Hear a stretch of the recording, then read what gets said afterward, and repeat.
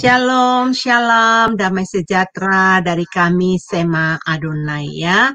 Kembali setelah kegiatan yang begitu panjang karena liburan, Natal dan Tahun Baru, akhirnya kita akan kembali belajar bersama-sama di Zoom Sema Adonai. Hari ini kita akan dilayani oleh Pastor Juginsu ya, kita akan belajar.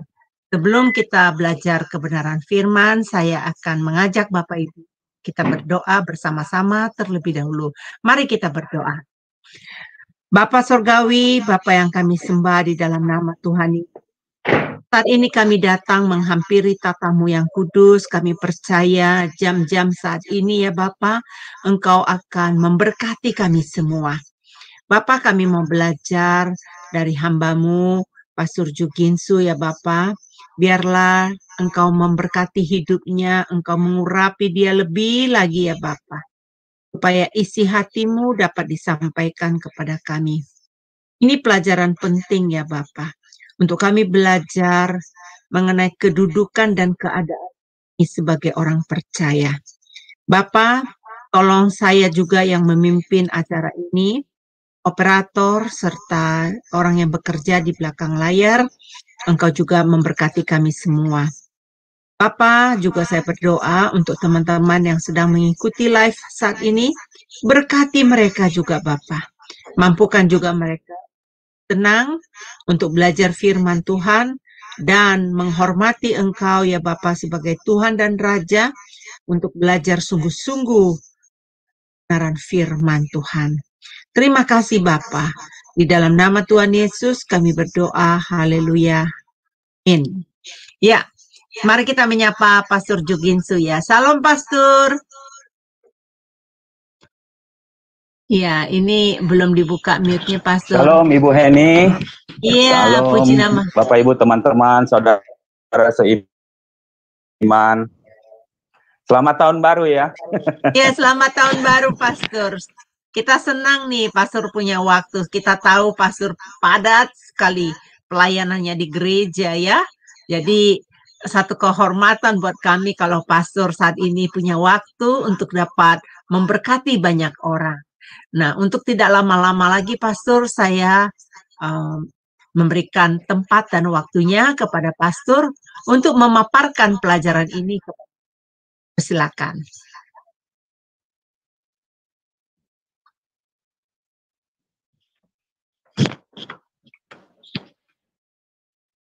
Iya. Halo Ibu Eni. Iya, saya dengar. Ya, Pastor. Oh, soalnya hilang-hilang. Apakah suara Ibu Heni tadi hilang-hilang? Apa di saya ya? Internet saya atau enggak? Bukan, mungkin Putus, di ada saya putus enggak? Pastor. Karena saya internetnya memang turun naik. Oh, soalnya ya. Dari waktunya dipersilakan Pastor. Oke. Soalnya putus-putus tadi. Saya takutnya. Oke, bentar. Oke. Ya, sebentar ya teman-teman. Baik. Berarti kita lanjut. Ya, langsung pelajaran Pastor. Baik. Mari kita berdoa terlebih dahulu. Bapa yang kami sembah di dalam nama Tuhan Yesus Kristus, tidak henti-hentinya kami mengucap syukur Tuhan untuk kasih karunia-Mu. Engkau antarkan kami di tahun yang baru ini Tuhan, dalam keadaan baik, dalam keadaan bersuka cita, itu semua karena kasih kemurahan-Mu. Terlebih di tanggal 2 ini pun, Engkau berikan kami kesempatan untuk belajar, untuk sharing Tuhan, untuk kami membangun tubuh-Mu Tuhan, untuk kami boleh mengerti kebenaran firman-Mu lebih lagi. Topik atau tema kali ini adalah kedudukan dan keadaan orang percaya. Hamba-Mu mau sharingkan topik yang sederhana ini Tuhan, tetapi banyak orang percaya yang masih ragu atau tidak meyakini akan status identitas keadaannya. Mereka masih sering diombang-ambingkan atau dikecoh antara kedudukan dan keadaan, sehingga mereka tidak yakin akan keadaan mereka. Oleh karena itu Allah Roh Kudus berbicara melalui hamba-Mu ini, berikan hikmat marifat surga, sehingga setiap perkataan yang keluar dari mulut hamba-Mu adalah kebenaran firman saja, dengan bahasa sederhana, sehingga boleh kami dengar dengan baik. Berkati setiap peralatan yang kami gunakan, semuanya boleh berjalan dengan baik. Kami tolak setiap chaos, gangguan si jahat, kami tolak itu di dalam nama Tuhan Yesus. Terima kasih, berkati semua kami Tuhan, dalam nama Tuhan Yesus, kami sudah berdoa dan mengucap syukur. Amin. Baik, shalom semuanya ya Bapak Ibu, sekali lagi selamat tahun baru. Nah, topik kali ini saya mau sharingkan satu topik yang menurut saya ini sederhana ya, topik ini sederhana sekali, tetapi banyak di antara kita yang jujur saya katakan ragu kadang-kadang karena sederhananya topik ini gitu loh ya. Jadi ragu kenapa? Karena pada satu masa keadaan mereka tidak seperti kedudukan mereka gitu loh. Jadi kadang-kadang ini membingungkan.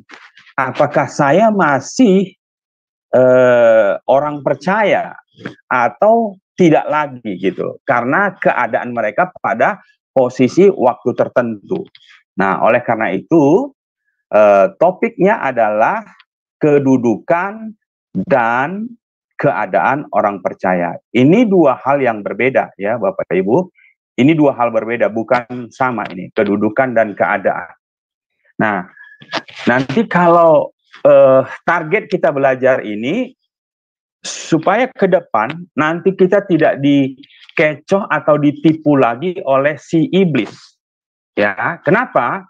Karena kalau kita benar-benar tahu kedudukan apa, keadaan apa, pengajaran apapun, godaan apapun, bahkan serangan apapun dari iblis, bahkan orang-orang tidak percaya, nggak akan pernah membuat iman kita itu goyah. Kita akan tetap yakin 100% di dalam Kristus Yesus kita selamat, dan kita benar-benar warga kerajaan sorga, warga kerajaan Allah. Nah, ini penting. Nah, jadi kita mulai kedudukan dan keadaan orang percaya. Bagaimana kedudukan dan keadaan orang percaya? Nah, menemukan identitas diri itu sangat penting ya Bapak Ibu ya. Kenapa? Karena dengan mengerti ya identitas, kita bisa mencapai kesuksesan hidup karena memiliki identitas yang kuat dan benar. Ya, akan membuat kita lebih percaya diri, lebih berkarakter sehingga mampu memimpin dan mempengaruhi orang. Orang yang tidak tahu identitasnya siapa dia, pasti akan bingung, tidak percaya diri, tidak punya karakter yang benar. Contoh ini, kalaulah seseorang itu dia tahu dia anak presiden umpama. Kalau dia anak presiden, pasti dia tahu siapa dia, identitasnya nanti tahu. Bukan anak presiden itu identitas, bukan ya. Tapi kalau dia anak presiden, pasti dia tahu statusnya, identitasnya. Akan mempengaruhi cara dia bersikap, karakter dia, tingkah laku dia, bagaimana dia memposisikan diri, itu pasti berbeda ketika dia mungkin anak, katakanlah gubernur, wali kota, camat, lurah, dan sebagainya. Itu pasti berbeda. Nah, jadi mengerti identitas ini penting. Bagaimana identitas kita di dalam Kristus, bagaimana identitas kita sebagai warga kerajaan sorga, itu akan mempengaruhi bagaimana kita memandang atau dipandang. Ya, kenapa? Karena faktanya banyak orang tidak mengenal identitasnya atau statusnya atau kedudukannya. Nah, ingat, kedudukan atau identitas kita bukan diberi oleh orang. Jadi diberi oleh orang, oh identitas kita, kedudukan kita seperti itu. Bukan. Identitas atau kedudukan kita itu diberi Allah.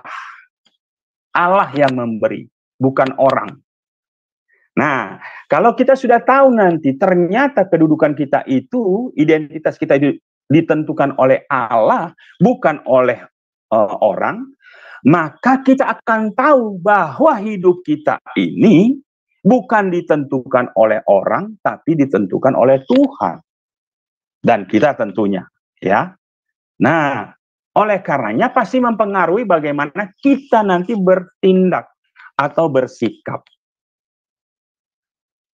Menurut Kamus Besar Bahasa Indonesia, identitas itu adalah kata benda yang artinya sebagai ciri-ciri atau keadaan khusus seseorang atau jati dirinya. Nah, jadi identitas dapat diartikan sebagai keadaan atau fakta atau karakter yang melekat pada diri individu atau kelompok atau sesuatu yang cukup menetap. Nah, kata kuncinya yang membedakannya dengan yang lain. Nah, jadi kalau kita tahu identitas kedudukan kita, status kita, ini akan membedakan kita dengan orang lain. Nah, kita akan kunci dengan orang lain ini dengan siapa? Hanya ada dua. Orang di dalam Kristus, orang percaya, dan orang di luar Kristus, orang belum percaya atau orang berdosa. Jadi kita bagi hanya ada dua nantinya.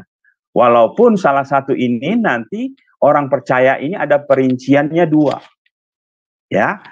Nah, ada orang berpikir begini, identitasnya itu, dia bilang gitu, identitasmu apa? Oh, saya Robert. Apakah itu identitas? Bukan, itu nama. Ya, itu nama. Ada yang bilang, oh saya orang Solo. Apakah itu identitas? Bukan. Itu asal kotanya atau asal daerahnya. Dia dari Solo.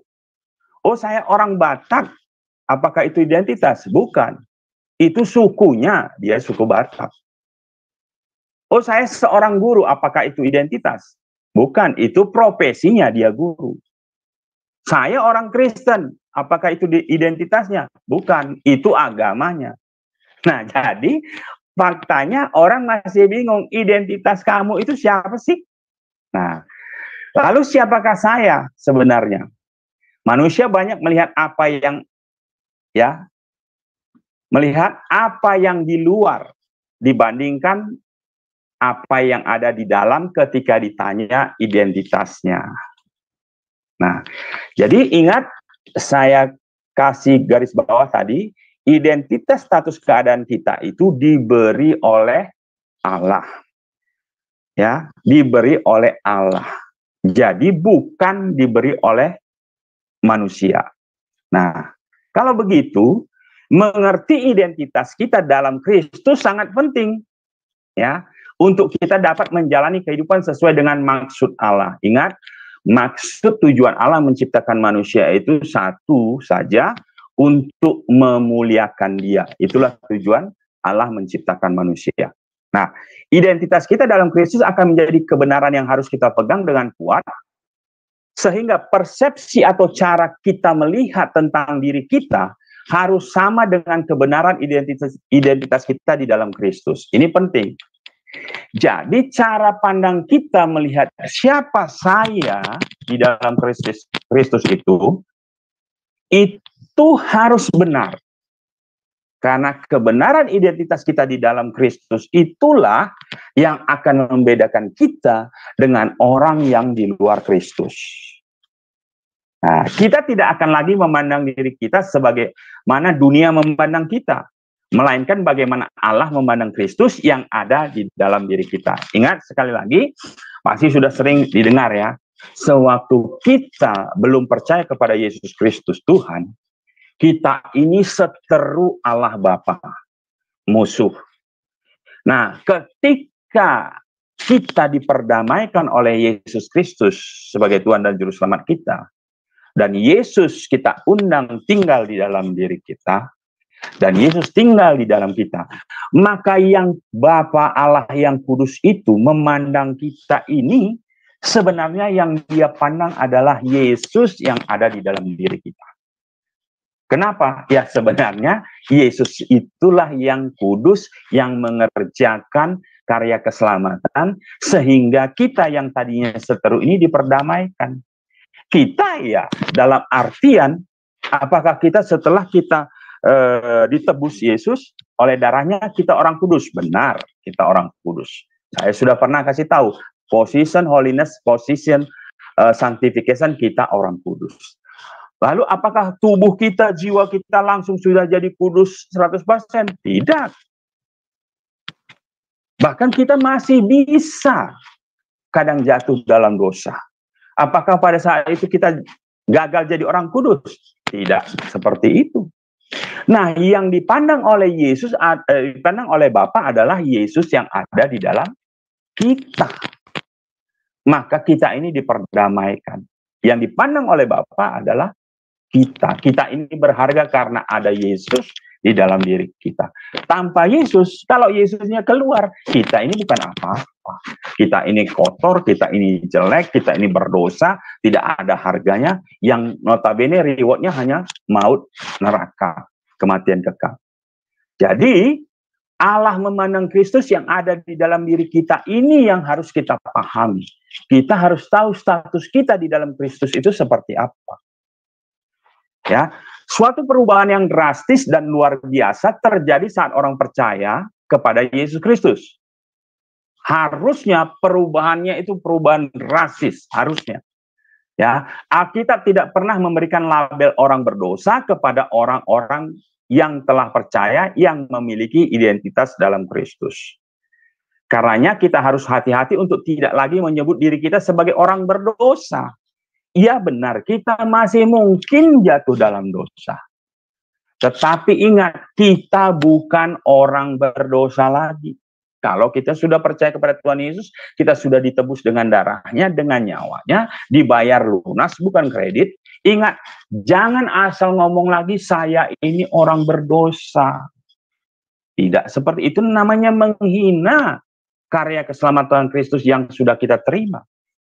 Ya, nah di sini nanti kita akan lihat mana sebenarnya kedudukan, mana keadaan. Kedudukan kita itu di dalam Kristus seperti apa? Keadaannya pada suatu saat seperti apa? Nah, ini akan membedakan cara kita melihat dan sadar.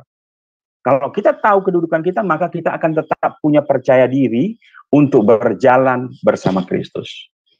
Dalam Kristus kita telah dibenarkan dan jangan lagi percaya akan tipuan setan. Apa itu?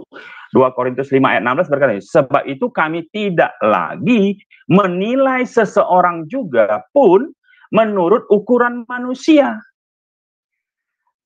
Dan jika kami pernah menilai Kristus menurut ukuran manusia, sekarang kami tidak lagi menilainya demikian. Jadi hati-hati. Kalau kita yang sudah ada di dalam Kristus, cara pandang kita, cara melihat kita, itu harus sudah benar. Bukan menurut pandangan duniawi, ya, bukan mengukur menurut ukuran manusia, tetapi bagaimana Allah melihat kita, kita harus melihatnya seperti itu. Ingat, kita orang yang sudah dibenarkan, kita orang yang sudah dikuduskan. Karena tanpa kekudusan, kita tidak bisa menghampiri tahta Allah. Bapa yang kudus itu nggak bisa. Lalu kenapa kok bisa kita menghampirinya? Ya karena kita memang orang kudus. Kita orang benar. Bagaimana waktu suatu saat saya berbuat dosa? Nanti kita bahas. Ya, di sini harus jelas dulu mana kedudukan, mana keadaan. Nah, label orang berdosa diberikan Alkitab, ya, diberikan Alkitab secara khusus kepada orang-orang yang belum percaya kepada Tuhan Yesus. Jadi kata kuncinya, menurut Alkitab, bukan menurut saya ya. Menurut Alkitab, orang berdosa itu adalah orang yang belum percaya kepada Tuhan Yesus Kristus. Ya, hal ini juga lah yang mendasari kesetaraan status semua orang percaya dalam Kristus. Jadi kedudukan orang percaya dalam Kristus ya Bapak Ibu, teman-teman, itu sama. Tidak dibedakan oleh warna kulit, suku, bahasa, ras, dan sebagainya. Tidak. Latar belakangnya, sosialnya, pendidikannya, enggak. Di mata Yesus, cara pandang Yesus melihat kita, orang yang sudah percaya kepadanya, satu saja, sama-sama, yaitu apa? Anak-anak Allah. Yohanes 1 ayat 12. Kita ini anak-anak Allah, sama statusnya. Nah, kalau begitu, kita mau lihat nih. Kalau begitu, manusia ini bagaimana sih kedudukannya? Nah, ada kita bagi dua. Ya, manusia di luar Kristus dan manusia di dalam Kristus. Artinya, manusia belum percaya kepada Yesus Kristus dan manusia yang di dalam Kristus percaya kepada Yesus Kristus. Nah, status kedudukan kita sebelum diselamatkan atau sebelum percaya kepada Yesus Kristus itu adalah dalam Adam. Nah, ini harus dibedakan ya. Ini harus dibedakan. Maksudnya di dalam Adam itu apa sih? Apa bedanya? Ya. Mengapa disebut demikian? Karena kita lahir dari gambar dan rupa Adam yang telah jatuh dalam dosa. Ini kata kuncinya. Ya. Sewaktu pertama kali manusia yang diciptakan Tuhan itu kan hanya Adam dan Hawa. Ya. Adamlah pertama sebenarnya. Kalau Hawa itu diciptakan dari Adam sebenarnya. Ya kan? Yang pertama kali diciptakan itu yang benar-benar diciptakan itu adalah Adam, ya.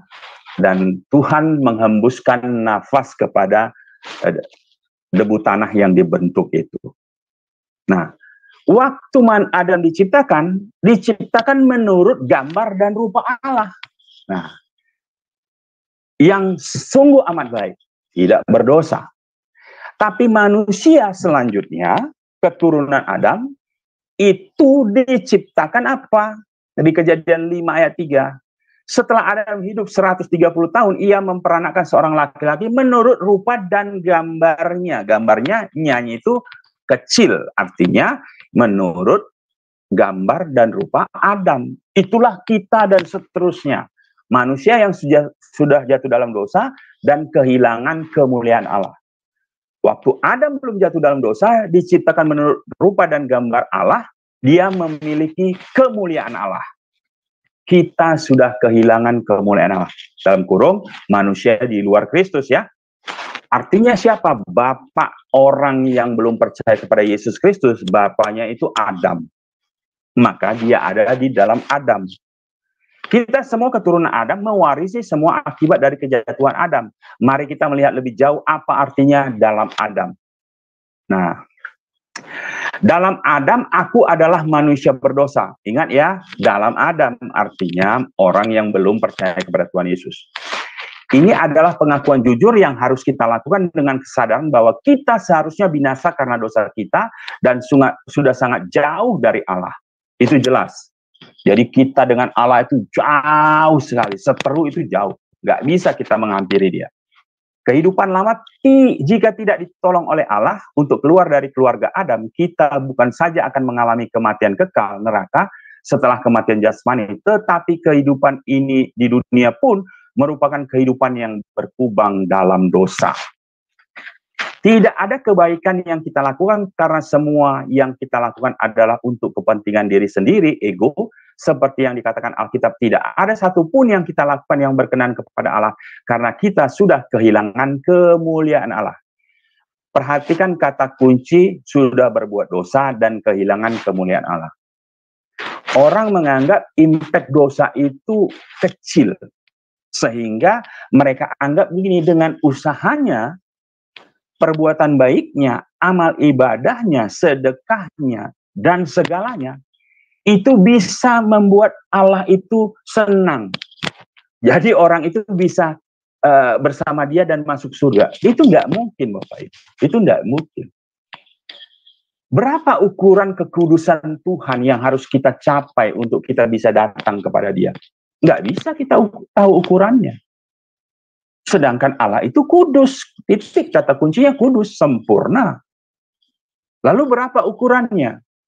Berapa banyak perbuatan yang harus kita lakukan untuk bisa sampai pada posisi kekudusan Allah? Nggak akan mungkin. Nah, inilah orang yang ada di dalam Adam. Ya, kita membutuhkan pertolongan yang melebihi kekuatan manusia untuk mengeluarkan kita dari dosa. Kekuatan manusia tidak mungkin, Bapak. Siapapun itu. Orang menolong orang juga tidak mungkin. Sebanyak apapun pahalamu juga tidak mungkin.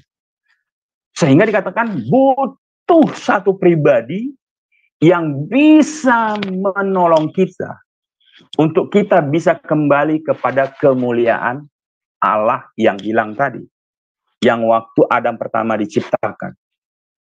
Kemuliaan yang seperti itu hanya bisa kita raih kembali melalui siapa? Nah, inilah pribadi yang kita butuhkan. kita bisa kembali kepada kemuliaan semula. Di mana kemuliaan semula Adam dan Hawa bisa berrelasi, berhubungan, bercakap-cakap, berkomunikasi dengan Allah. Tapi manusia setelah Adam, atau yang dilahirkan oleh Adam, atau masuk ke dalam keluarga Adam, yang diciptakan serupa dan segambar dengan Adam, itu telah kehilangan kemuliaan Allah. Nah, pertanyaan bagaimana cara mengembalikan kemuliaan ini? Nah, jika Allah memanggil Anda untuk percaya, ya, bentar di atas tadi, puji Tuhan Allah memanggil kita dan memberi kesempatan baru untuk keluar dari Adam. Jadi, sekarang kalau Adam saja tidak mungkin, berapa orang belum percaya itu Adam. Nah, sekarang bagaimana kita bisa keluar dari keluarga Adam, masuk kepada keluarga yang lain, yang bisa kita kembali bersekutu dengan Allah? Ya, tentu kita harus masuk kepada keluarga kerajaan Allah, kan? Nah, gimana caranya? Kalau tadi ada bapaknya Adam, berarti sekarang ada bapaknya siapa ini? Kan begitu. Nah, kita harus diadopsi, harus masuk kepada keluarga yang satu ini. Nah, puji Tuhan Allah memanggil kita dan memberi kesempatan baru untuk keluar dari Adam. Jika Allah memanggil Anda untuk percaya kepadanya, yaitu Yesus Kristus, segeralah mengambil kesempatan itu, karena hanya dengan cara itulah Anda bisa keluar dari keluarga Adam dan berpindah menjadi keluarga Kristus atau kerajaan Allah. Nah, ini ayat ini menarik. Ini Pak Bambang Nursena kasih salah satu pengertiannya begini, Bapak Ibu. Yesaya 9 ayat 5 ya, berkata begini. Sebab seorang anak telah lahir untuk kita, seorang putra telah diberikan untuk kita, lambang pemerintahan ada di atas bahunya, dan namanya disebut Orang Satu, Penasehat Ajaib, Allah yang perkasa, Bapa yang kekal, Raja Damai. Nubuatan ini, firman ini, Yesaya ini, ya, ini untuk siapa? Pasti kita semua sudah tahu ya. Ini adalah untuk Tuhan Yesus Kristus, kan? Ini udah pasti jelas. Semua sepakat untuk nubuatan untuk Tuhan Yesus Kristus. Kenapa? Penasihat ajaib. Iya, dia penasihat ajaib. Allah yang perkasa, benar Allah perkasa. Raja damai, ya dia raja. Dia raja, dia nabi, dia imam. Cuman agak unik. Bapa yang kekal. Kok Yesus Bapa yang kekal? Kan begitu ya. Padahal Allah Bapa itu pribadi yang berbeda dengan Yesus. Yesus bukan Bapa. Ya kan? Yesus bukan Bapa. Yesus ya Yesus sang anak. Yesus bukan Roh Kudus, kan begitu. Tapi kenapa kok dibilang Bapa yang kekal? Nah, Bapa yang kekal inilah perpindahan tadi, Bapak Ibu. Tadi kita ada dalam Adam. Bapa kita itu Adam, Bapa yang menyebabkan satu orang berdosa, semua orang menjadi berdosa. Atau paling tidak tabiat dosa itu menurut ke semua keturunannya. Kecenderungan berbuat dosa turun. Nah, bagaimana kita bisa pindah dari keluarga Adam, dalam Adam menjadi keluarga Kristus? Kalau tadi kita dilahirkan secara jasmani, Bapak Ibu, dari perpaduan antara sel telur dan ovum, antara papa dan mama kita, itulah Bapak Adam. Bagaimana caranya kita berpindah menjadi keluarga Allah ada di dalam Kristus? Kan harus ada bapaknya kalau kita mau jadi anaknya. Nah, cuman Bapak di sini bukan Bapak jasmani, tapi Bapak rohani. Maka Yohanes 3 ayat 3 ayat 5 dikatakan, engkau harus dilahirkan dari air dan roh. Maka kata Bapa yang kekal di sini itu Bapa kita, itu Bapa secara rohani. Kenapa? Karena kita akan menjadi anak-anak Dia. Karena yang melahirkan kita secara rohani itu ya Dia, Firman dan Roh, itu melalui Roh Kudus tentunya. Nah, siapa Bapa di sini? Ya Yesus Kristus, dalam arti bukan Bapa Allah Bapa ya, tetapi kitalah Bapa, dialah Bapa dari orang-orang percaya. Dari satu Yesus, satu Adam yang baru, siapa itu? Yesus Kristus, maka semuanya orang boleh beroleh keselamatan. Nah, di sini. Jadi kita mau berpindah nih dari keluarga Adam menjadi keluarga Kristus. Kita masuk dari dalam Adam menjadi di dalam Kristus.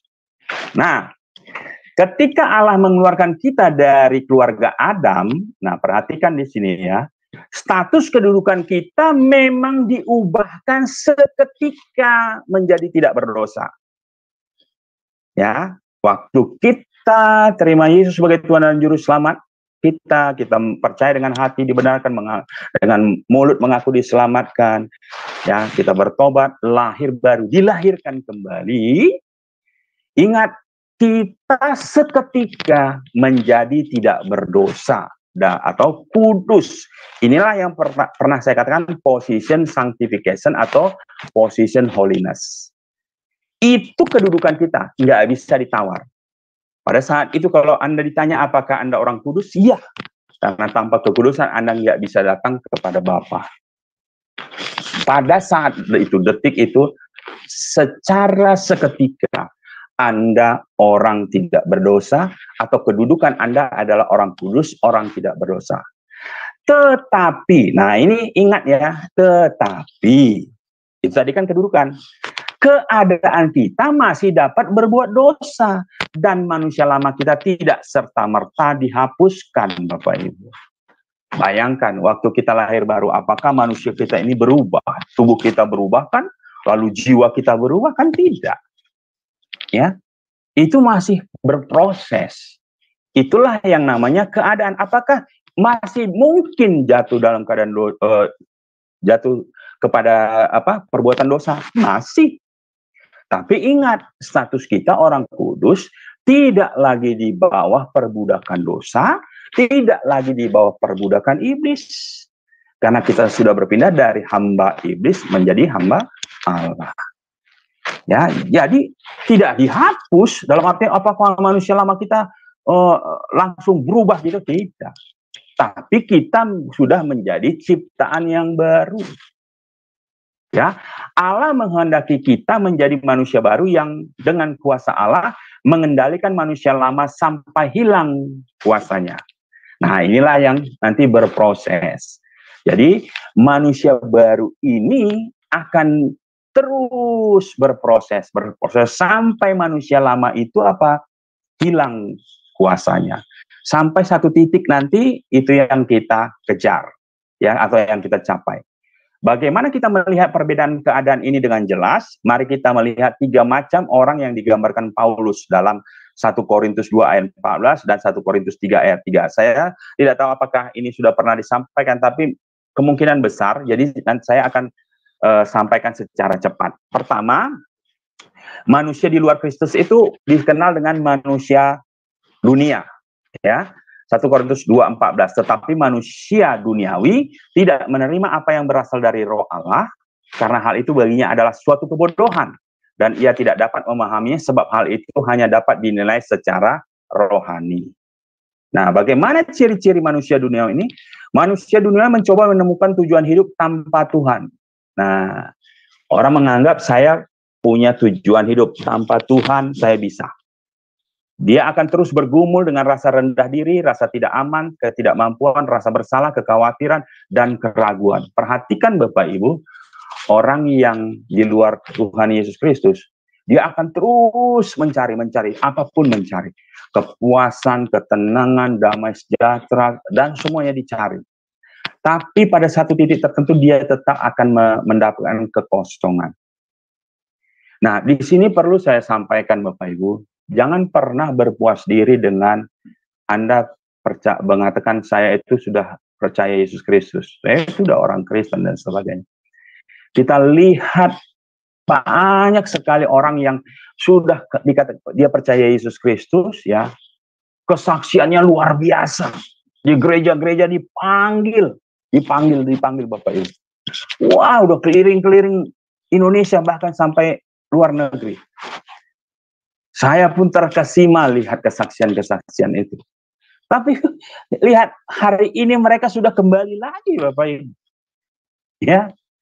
Tahu nggak alasannya? Alasannya hal-hal yang sebenarnya harusnya sudah dilewati gitu loh. Memalukan sekali. Apa kesaksian mereka selama ini yang luar biasa itu? Tapi akhirnya mereka ingkari. Ya, bagaimana pemikiran atau pikiran orang di luar Kristus? Pengertiannya gelap. Efesus 4, 17, 18. Sebab itu kukatakan dan kutegaskan ini kepadamu. Di dalam Tuhan, jangan hidup lagi sama seperti orang-orang yang tidak mengenal Allah dengan pikirannya yang sia-sia. Inilah manusia duniawi. Pikirannya sia-sia, Bapak. Dan pengertiannya yang gelap. Jauh dari hidup persekutuan dengan Allah karena kebodohan yang ada di dalam mereka dan karena kedegilan hati mereka. Jadi omong kosong, orang bisa punya iman kuat, bisa tetap percaya kepada Yesus Kristus kalau jauh dari persekutuan dengan Tuhan. Nggak ada persekutuannya dengan sesama anak-anak Tuhan, tidak beribadah. Lalu dia bilang imannya tetap kuat, nggak akan mungkin. Percaya sama saya. Ya, kan sama seperti kalau kita ada dalam persekutuan, Bapak Ibu, dekat dengan Tuhan, persekutuan. Seperti kita membuat api unggun dengan beberapa kayu, kan. Ketika sudah terbakar semuanya, ya.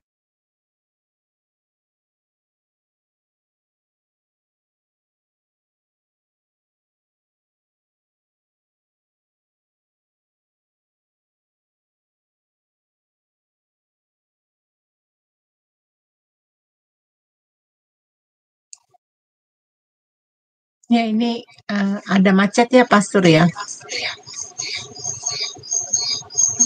Bentar ya, teman-teman.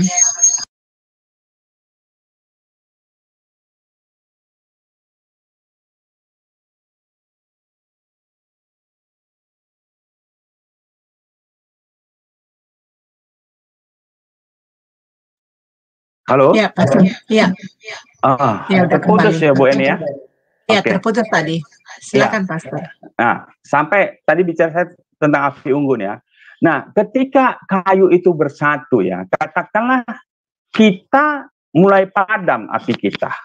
Ya, api kita mulai padam. Tapi karena api dari kayu-kayu teman-teman kita masih menyala, maka kita tetap akan dapat panasnya. Bahkan kita akan kembali hidup api kita. Itu kalau ada dalam persekutuan. Nah, tapi kalau kita keluar dari persekutuan, api kita padam, ya siapa yang mau hidupin lagi? Siapa yang mau manaskan?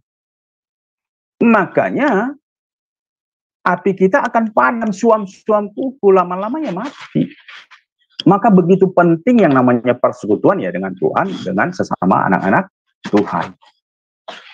Nah, kehendak manusia duniawi itu apa? Hidup menurut daging ya. Nanti bisa dibaca di Galatia 5 ayat 19 sampai 21 itu ya. Percabulan, kecemaran, hawa nafsu, penyembahan dan sebagainya. Itu kehendak dari manusia duniawi. Hatinya bagaimana? Hatinya licik dan membatu. Betapa liciknya hati, lebih licik daripada segala sesuatu. Hatinya sudah membatu. Ya, siapakah yang dapat mengetahuinya? Yeremia 17 ayat 9. Itu orang duniawi. Perasaannya bagaimana? Tumpul. Perasaan mereka tumpul sehingga mereka menyerahkan diri kepada hawa nafsu dan mengerjakan dengan serakah segala macam kecemaran. Ya. Nah, kehendak manusia duniawi apa? Ya, kehendaknya hidup menurut daging, melakukan berbagai macam-macam kejahatan. Ya. Nah, kita masuk untuk melihat manusia di dalam Kristus. Tadi manusia di dalam Adam, orang yang belum percaya, dengan segala ciri-cirinya. Lalu kita mau melihat manusia di dalam Kristus. Artinya orang yang sudah percaya dalam Kristus. Nah, orang yang sudah percaya dalam Kristus ini pun dibagi dua. Ya, pertama orang Kristen kedagingan atau hidup menurut daging, atau disebut bayi rohani. Ya, dia sudah percaya Yesus ini, sudah ada di dalam Yesus, tapi masih bayi rohani. Ya, 1 Korintus 3 ayat 3. Yang kedua ada orang Kristen rohani atau hidup di dalam roh. Nanti kita lihat Galatia 5:16. Nah, kita bahas dulu. Kita mau tahu kedudukan orang percaya itu yang mana nanti. Apakah yang satu ini atau yang dua? Nah, orang Kristen kedagingan atau hidup menurut daging atau bayi rohani, ya, dalam 1 Korintus 3 ayat 3 ya.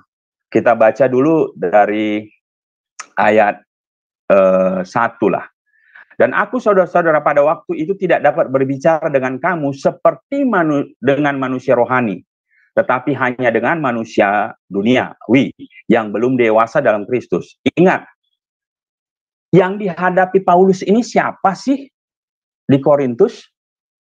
Tentu orang sudah percaya. Ya, sudah percaya nih. Makanya Paulus berkata begini, dan aku saudara-saudara. Makanya dia bilang saudara-saudara.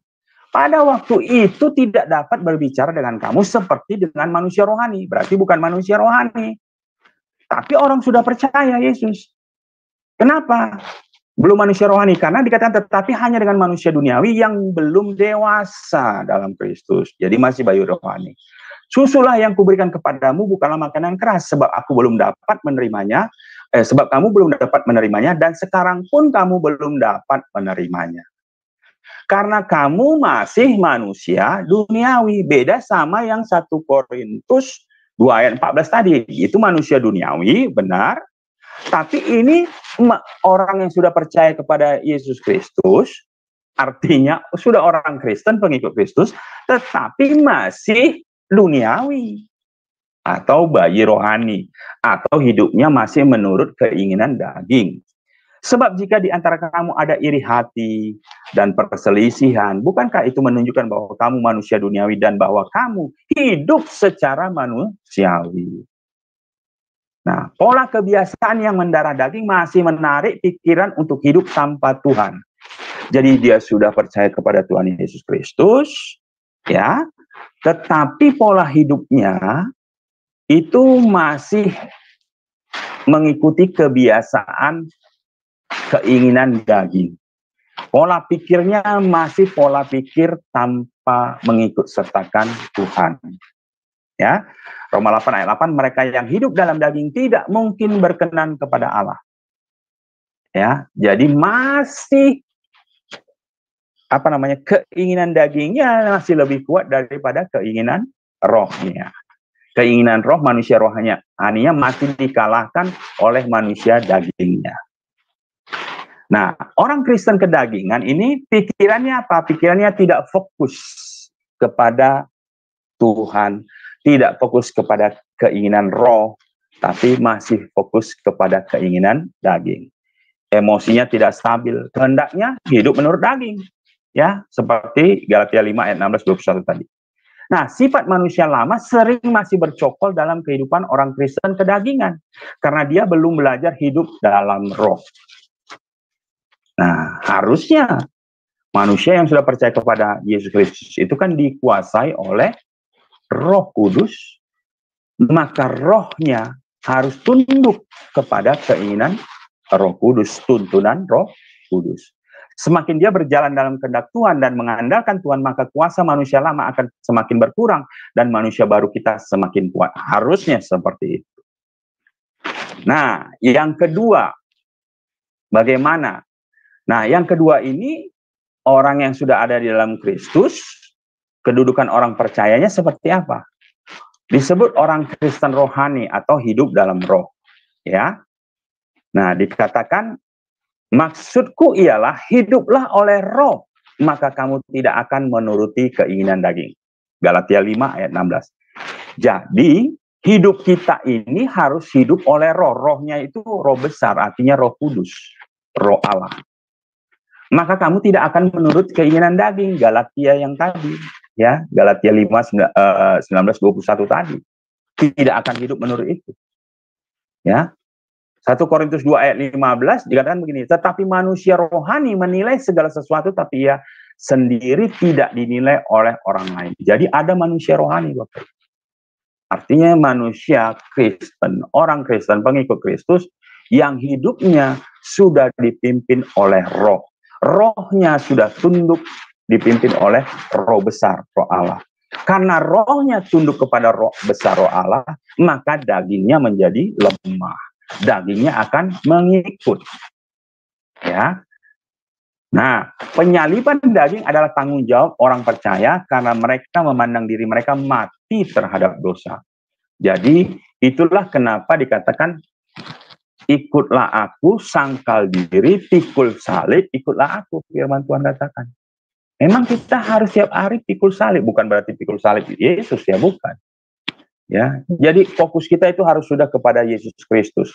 Kita mulai mengurangi ego kita, keinginan daging kita, fokusnya tadi kepada diri kita, sekarang sudah fokusnya kepada Tuhan dan orang lain, jiwa-jiwa. Nah, bagaimana ciri-ciri orang Kristen rohani? Ya, tubuhnya, dia memandang tubuhnya seperti apa? Tubuhnya adalah bait Allah, ya, 1 Korintus 6 ayat 19-20. Atau tidak tahukah kamu bahwa tubuhmu adalah bait Roh Kudus yang diam di dalam kamu? Roh Kudus yang kamu peroleh dari Allah, dan bahwa kamu bukan milik kamu sendiri. Sebab kamu telah dibeli dan harganya telah lunas dibayar, karena itu muliakan Allah dengan tubuh.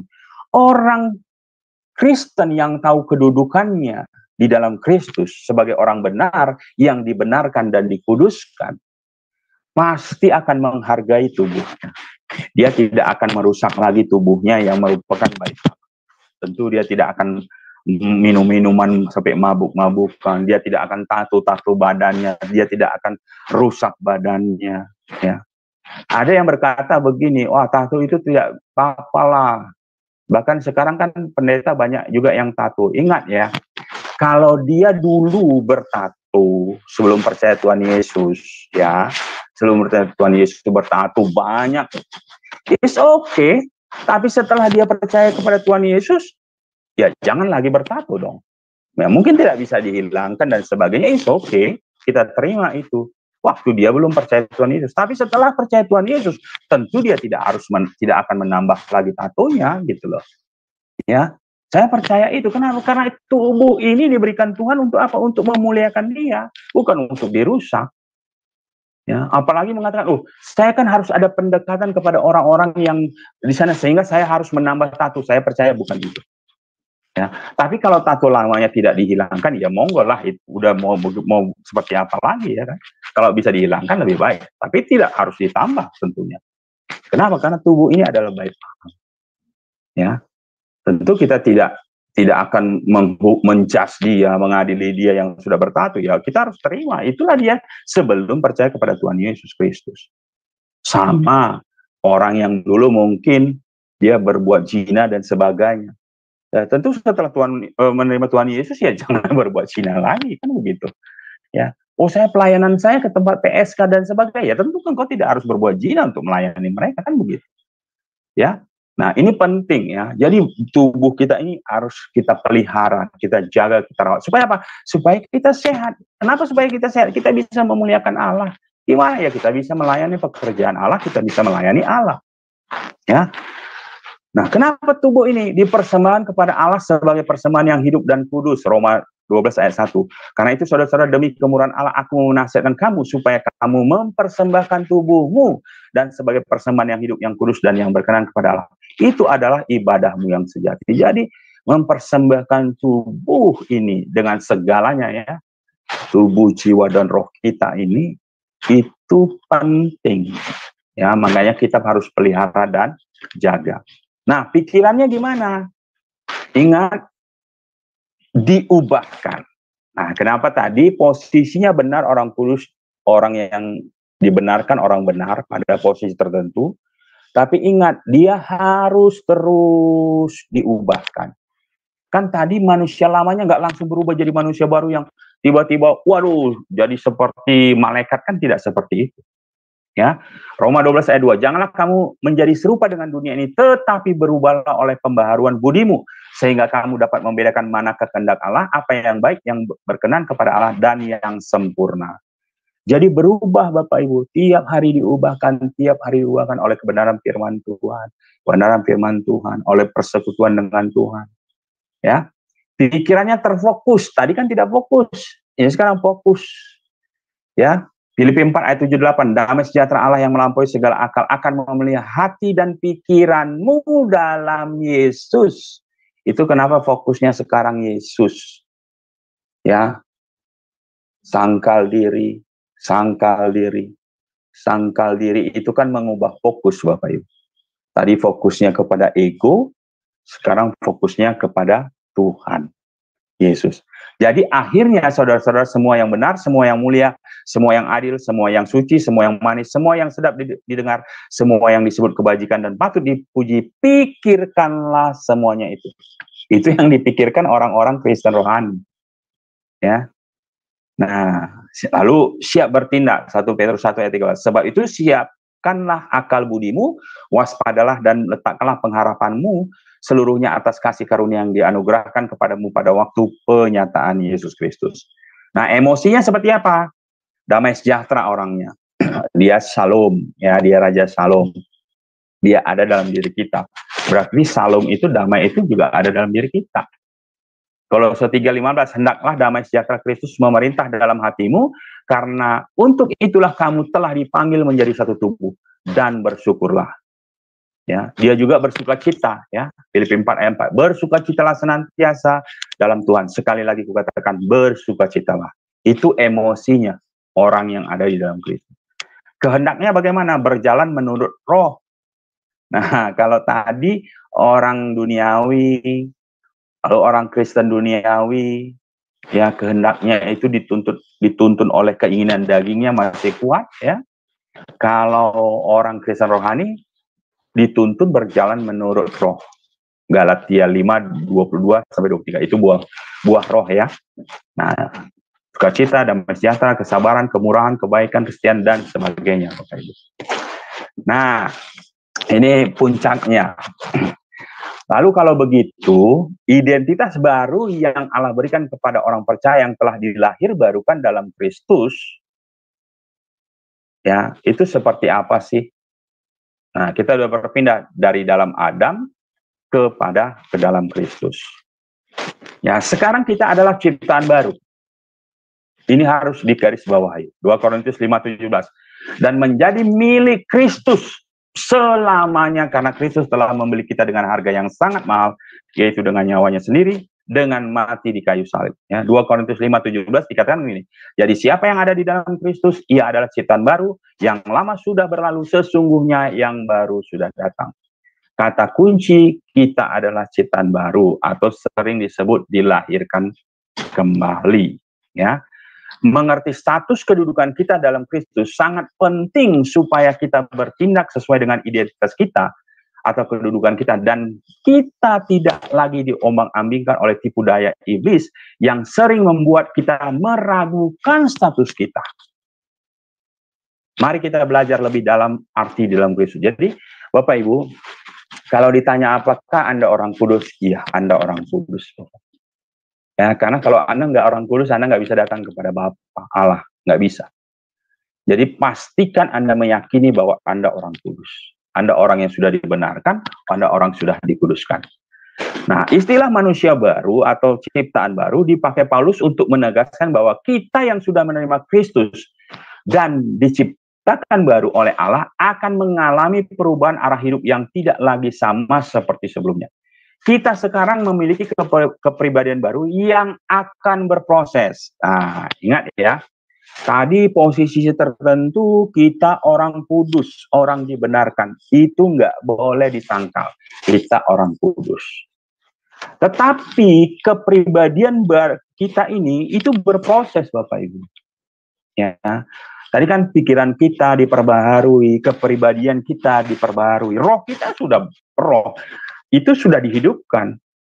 Kita orang kudus, kita sudah hidup bisa bersekutu dengan Allah. Tapi kepribadian, pola pikir kita dan sebagainya itu bagaimana? Itu berproses. Ini yang disebut dengan pengudusan seumur hidup. Progres terus. Atau yang disebut dengan progressive sanctification atau progressive holiness. Sampai kapan ini? Sampai pengudusan terakhir yang sempurna, waktu kita diglorifikasi, waktu kita diberi tubuh kemuliaan pada waktu kita dijemput oleh Tuhan Yesus. Kita belajar bagaimana sungguh-sungguh mengalami hidup baru dalam Kristus, Kolose 3 ayat 10, dan telah menggunakan manusia baru yang terus-menerus diperbaharui. Ingat ya, manusia baru yang terus-menerus diperbaharui. Jadi tidak stuck, Bapak Ibu. Oh, saya sudah terima Tuhan Yesus, sudah selamat, selesai. Enggak begitu. Ya, kalau kita mati memang sudah selesai. Tapi karena kita masih hidup, ya nggak selesai, ya. Kepribadian kita harus diproses, ya. Manusia baru ini terus-menerus diperbarui untuk memperoleh pengetahuan yang benar menurut gambar kaliknya. Ingat, untuk memperoleh pengetahuan yang benar menurut gambar kaliknya. Gambar siapa? Gambar Allah waktu pertama kali penciptaan Adam menurut gambar dan rupa Allah. Sampai kita mengenal itu, gambar itu, bahkan sampai kita memperoleh kembali kemuliaan itu. Walaupun secara fisik kita masih sama, manusia baru memiliki hati yang baru yang secara perlahan tetapi pasti akan mulai mengontrol pikiran, emosi, dan tindakan dengan cara yang baru. Pada awalnya memang semua kelihatan sama. Ya, rasanya waktu lahir baru nggak ada, ya, saya Junior masih seperti itu kok. Apanya yang baru? Kan begitu kalau dilihat secara fisik, ya. Itu sebabnya kita sering bertanya apanya yang beda gitu loh. Sepertinya tidak ada yang berubah kok. Perubahan keadaan orang percaya terjadi dalam dan diawali dengan roh kita yang dihidupkan oleh Allah. Ingat, dosa membuat mati rohani, terputus hubungan Allah Bapa dengan kita. Waktu kita percaya lahir baru, yang pertama kali diubah itu adalah roh kita. Roh kita dihidupkan kembali sehingga kita dikuduskan, dibenarkan, kembali punya hubungan seperti semula, seperti di Taman Eden. Itu rohnya.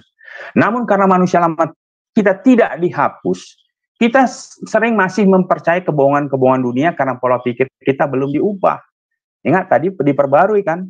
Pada saat itu kan belum diubah, tapi akan berubah terus. Nah, dengan berjalannya waktu, manusia baru akan perlahan-lahan belajar untuk memikirkan pola pikir yang baru, yaitu pola pikir yang Allah atau Alkitab ajarkan. Seperti apa? Setelah kita menjadi manusia baru, kita perlu belajar tentang pentingnya iman bagi pertumbuhan hidup. Ya, kehidupan rohani kita maksudnya. Orang yang sudah ada dalam Kristus, kita bukan saja diselamatkan melalui iman, tetapi kita juga harus terus bertumbuh melalui iman. Jadi iman sangat penting untuk menjadi sarana agar kita bisa hidup menyenangkan Tuhan. Namun banyak orang percaya yang tidak tahu bagaimana iman bekerja. Ini satu topik, kapan nanti kita bahas. Nah, kesimpulannya, kalau begitu, bagaimana status kita orang percaya? Bagaimana kedudukan kita sebagai orang percaya yang harus benar-benar kita pahami. Jangan sampai salah. Pertama, Allah telah menjadi Tuhan kita yang baru. Tadinya Tuhan kita iblis. Sekarang Tuhan kita adalah Yesus Kristus. Dan dia memiliki kita karena dia mengasihi kita. Kita dipelihara sebagai miliknya yang berharga. Tuhan kita yang lama adalah iblis yang terus-menerus menjauhkan kita dari Allah. Alangkah indahnya ketika kita tahu milik siapa kita sekarang. Kita tahu apa kedudukan kita di dalam Kristus. Karena dia Tuhan kita, maka hanya dia yang berhak menentukan identitas kita atau kedudukan kita. Dan untuk apa kita diselamatkan? Ketika kita menemukan kebenaran identitas atau kedudukan kita, tidak seorang pun dapat mengambilnya dari kita. Ingat, pertama tadi kita orang kudus, orang sudah dibenarkan, ditebus. Kita milik Kristus. Kita anak-anak Allah. Tahu kita posisi kita. Oleh karena itu tidak mungkin Tuhan akan biarkan kita kembali diambil oleh iblis. Kita tahu posisi kita. Nah, kedua, dalam identitas yang baru, kita memiliki status yang aman dalam Kristus, yaitu sebagai orang kudus yang dosa-dosanya sudah ditebus. Tapi jadi catatan, namun kita harus bisa membedakan antara status kedudukan dan keadaan. Nah, ini harus selalu digarisbawahi. Ya, status kedudukan dan keadaan kita ini harus kita pahami. Status dan identitas kita harus berdasarkan pada kebenaran yang telah Allah nyatakan, sehingga sekalipun kita masih mungkin berbuat dosa atau jatuh dalam dosa, identitas kita tidak akan berubah atau diubah oleh keadaan. Nah, perhatikan ini ya. Suatu saat, detik, jam tertentu, keadaan kita mungkin berubah. Atau keadaan kita jatuh dalam dosa, Bapak Ibu. Ya. Katakanlah kita berbuat dosa. Keadaan kita pada saat itu jatuh dalam dosa. Tapi keadaan kita jatuh dalam dosa tidak mengubah kedudukan kita sebagai orang percaya, kedudukan kita sebagai anak Allah. Ini harus dipegang, karena kalau nggak dipegang nanti bisa mikirnya aneh-aneh gitu. Aduh, saya orang berdosa, makanya saya tidak layak datang kepada Tuhan. Nah, kan biasanya gitu kan. Apalagi di drama-drama, aku orang berdosa, aku tidak layak. Atau ngeles nih ketika diajak beribadah. Ayo beribadah, aku nggak layak di hadapan Tuhan, aku orang berdosa. Nah, dia artinya nggak tahu mana kedudukan sebagai anak Allah, mana keadaan dia pada saat itu.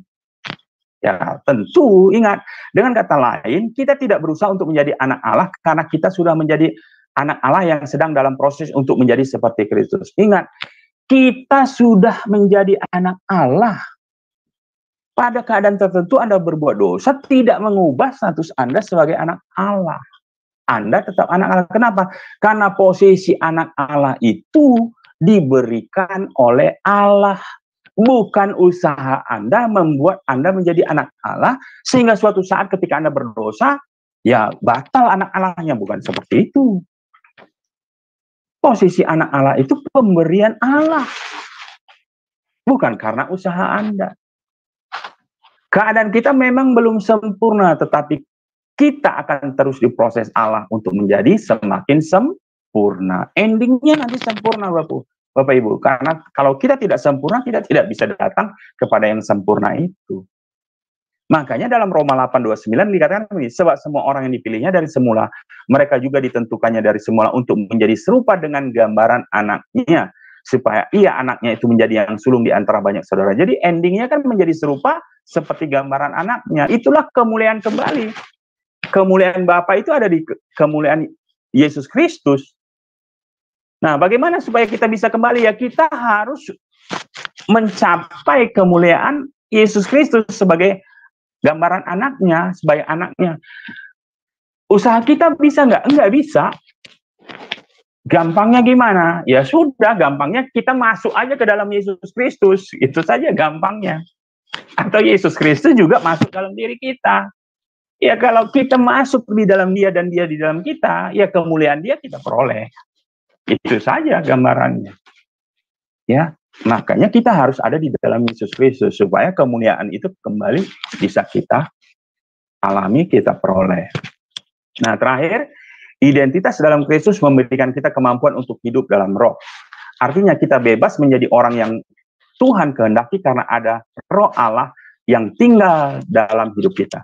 Hidup dalam roh juga berarti kita bebas menjalani kehidupan moral yang bertanggung jawab, yang sebelumnya tidak mampu kita lakukan karena dahulu kita terikat oleh dosa.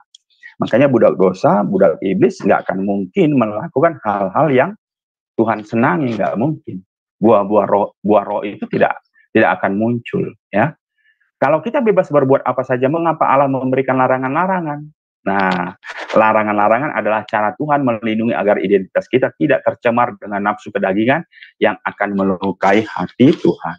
Nah, terakhir Bapak Ibu, semoga kita hari ini sudah bisa melihat mana kedudukan status.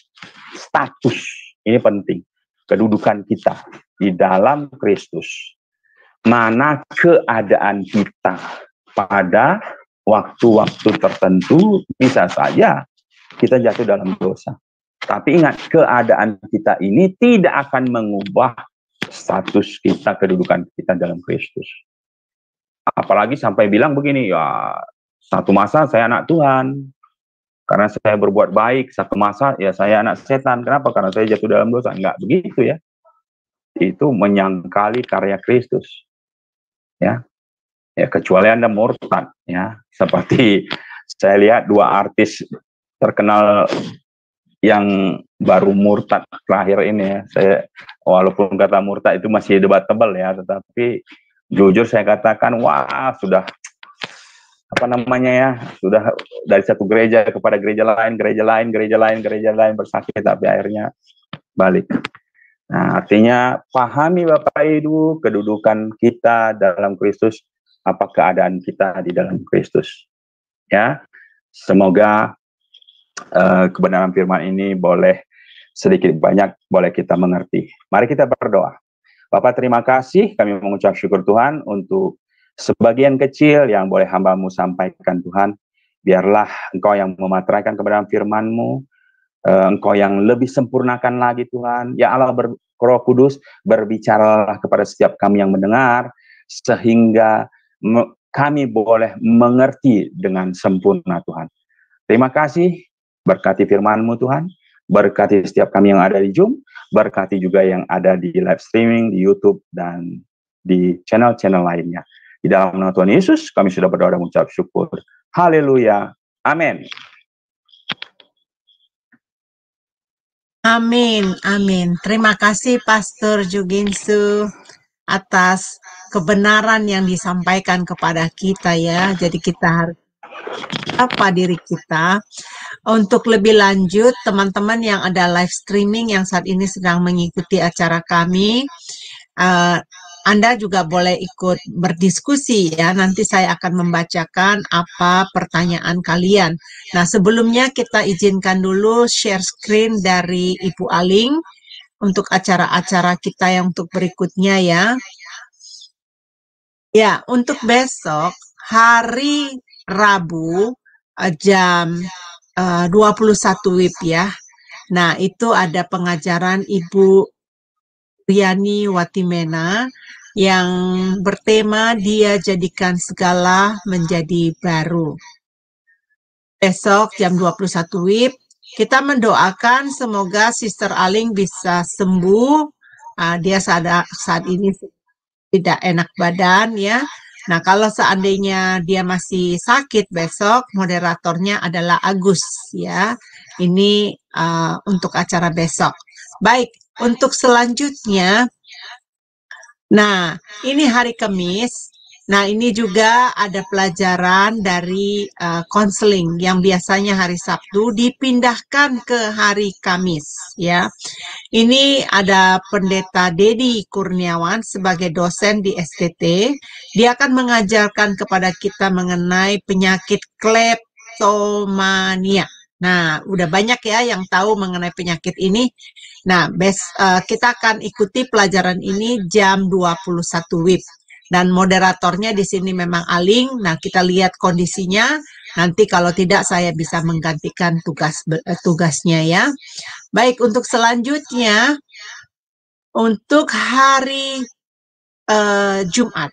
Nah, untuk hari Jumat ini ada pengajaran sejarah penebusan. Diambil dari buku seri yang keempat. Temanya adalah penilaian terhadap raja-raja dalam periode kedua silsilah Yesus Kristus. Bapak Ibu, dosennya, pengajarnya adalah Pendeta Yudi Lengkong. Memang ini pakarnya ya, pakar sejarah dari Alkitab ini dia. Nah, kita akan belajar dan moderatornya adalah saya pukul 21 WIB hari Jumat. Jangan lupa Bapak Ibu belajar mengenai sejarah, silsilah yang sangat sistematis, sangat baik sekali ya. Oke, selanjutnya untuk hari Sabtu, evangelis dari Deborah Anggraini Sutanto akan membawa tema kutuk. Nah, kutuk ini apakah masih ada? Nah, itu hari Sabtu jam 21 WIB. Saya yang akan jadi moderatornya dan saya undang semua Bapak Ibu kita belajar rajin ya, belajar kebenaran firman bersama-sama kami. Nah, untuk hari Minggu ibadahnya kami ibadah online adalah pengudusan Hagiasmos itu. Jam 19 WIB seperti biasanya. Speakernya adalah Pendeta Insinyur James Sendri dan liturgisnya adalah saya dan live song ya dari Ibu Murni dari Jerman yang akan memimpin kita dalam pujian dan penyembahan. Jangan lupa hari Minggu jam 19 WIB. Dan untuk selanjutnya inilah channel-channel yang live bersama kami, Sema Adonai, yaitu channel kami, channel Omihen, channel Gereja YouTube, channel Kahalirai TV, channel Nat Bible Apologetic, channel Nebu Ali, channel Uti Watimena, channel Rin Jumat. Bapak Ibu, teman-teman semua yang sedang live saat ini, sedang mengikuti acara kami, tolong subscribe channel kami Sema Adonai ya, karena channel Sema Adonai ini melive-kan ibadah online sama renungan pagi.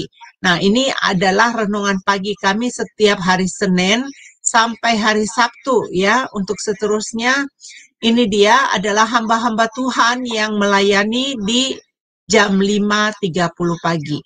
Ya, nah ini mengapa Bapak Ibu saya katakan tolong subscribe channel dari Sema Adonai karena Bapak Ibu bisa mengikuti ibadah online, renungan pagi, dan 1 kali 1 minggu itu setiap hari Jumat ada renungan yang dibawakan oleh gembala kami, renungan singkat. Jadi supaya Bapak Ibu tidak ketinggalan, ayo coba sekarang cari Sema Adonai. Yuk bantu subscribe ya, kasih nyalakan loncengnya supaya Anda tidak ketinggalan materi-materi pelajaran-pelajaran dan renungan-renungan yang sangat memberkati. Baik Bapak Ibu sama dalam Tuhan Yesus, kita akan masuk di dalam diskusi ya. Saya pasti percaya Bapak Ibu pasti sangat diberkati oleh pemaparan yang tadi disampaikan oleh Pastor Juginsu. Nah, Pastor Juginsu ini sangat jelas. Tadi saya mendapatkan teks dari ada orang di belakang layar dari Sema Adonai ya, menyimak dan mendengarkan pengajaran Pastor Juginsu. Dan ada permohonan khusus yang dia berikan ke saya, nanti saya akan teks Pastor Juginsu tentang hal itu. Nah, Bapak Ibu, ayo mari kita membicarakan mengenai identitas ini. Ternyata identitas ini sangat penting sekali ya. Sangat-sangat penting sekali di dalam kehidupan kita. Bahkan faktanya tadi Pastor Juginsu sudah mengatakan, ada loh dari setiap orang, setiap kita pribadi masing-masing, tidak mengenal jati dirinya.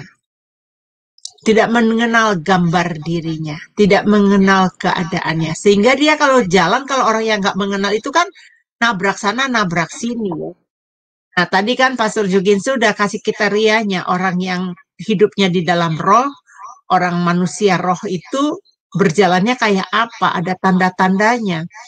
Dan ada juga orang-orang manusia, nyata dia manusia, yang mirisnya dia katakan dia sebagai anak Tuhan, dia beribadah ke gereja rutin, tapi dia tidak punya hubungan intim dengan Tuhan. Kenapa? Karena dia tidak mengetahui keadaannya. Ya, dia tidak mengetahui kedudukannya di dalam Tuhan. Jadi, Bapak Ibu, mari kita berdiskusi. Mungkin ada Bapak Ibu yang ingin menyampaikan. Pastor Juginsu, monitor. Ya. Ya, makasih Pastor. Topik yang sangat-sangat menarik sekali dipelajari ini Pastor. Bahkan memang betul bagus sekali Pastor angkat ini pelajaran ini ya, sehingga orang-orang jadi tahu pengajaran ini untuk betul-betul bisa memberkati kita banyak orang gitu ya Pastor ya. Nah, banyak ya Pastor ya anak-anak Tuhan ya, saya lihat ya. Mereka tidak mengenal apa ya Pastor ya, kedudukan mereka di dalam Tuhan. Seperti apa ya Pastor ya, kalau mereka punya masalah ya tiba-tiba tuh kayak panik loh Pastor. Kayak dia nggak tahu Tuhannya itu keadaan ya. Keadaan.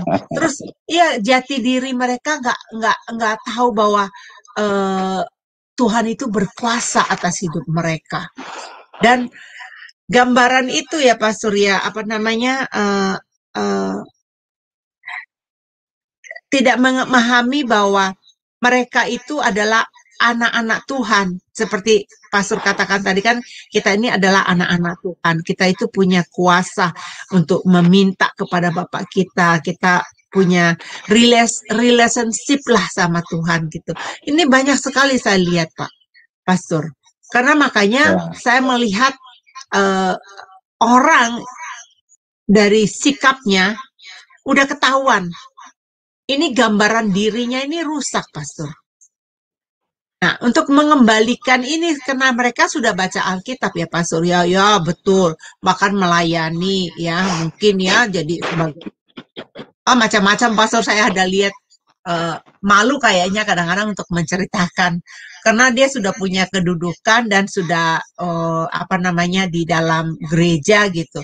Tetapi saya melihat tindak lakunya ya maaf kata jadi saya sedih sendiri gitu loh Pastor. Ya tidak sesuai dengan eh, karakter. Jadi ada seorang pastor yang saya kenal ya, dia mengajarkan tentang karakter. Nah, tetapi di dalam beberapa saat kemudian saya tuh tiba-tiba tersingkap semuanya terungkap. Jadi ya kalau kemarin kalau nggak salah ada narasumber kami Pak Dedi Kurniawan mengenai konseling mindset, dia menceritakan mengenai mindset. Banyak itu pendeta-pendeta bahkan gembala-gembala membeli surat titel dokter Andes atau apa gitu supaya untuk melengkapi pelayanannya pastor. Nah, setelah saya mengetahui, waduh, ini dilakukan. Jadi sumbernya itu bukan satu, jadi beberapa orang yang ngasih tahu ke saya gitu kan. Sampai saya sedih gitu loh, Pastor. Aduh, ini kenapa bisa terjadi ya? Jadi identitasnya kemana selama ini?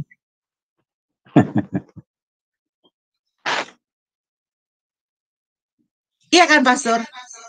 Berarti kan orang-orang Kristen ini kan sudah jadi pengikut Kristus sudah lama, tetapi karakternya, identitasnya masih rusak gitu loh, Pastor. Apakah ini masih kedagingan, Pastor, mereka? Masih hidup dalam kedagingan? Ya, jadi kan seperti yang saya sampaikan tadi, orang di dalam Kristus itu kan ada dua, Ibu. Ada dua. Kita yang Tuhan mau adalah orang Kristen rohani. Nah, artinya dewasa rohani. Itulah yang nanti harapannya, ciri-cirinya tadi semua ada di situ. Nah, untuk menuju ke situ kan proses. Ya, makanya tadi kedudukan ini dulu harus tepat dulu nih, kedudukan.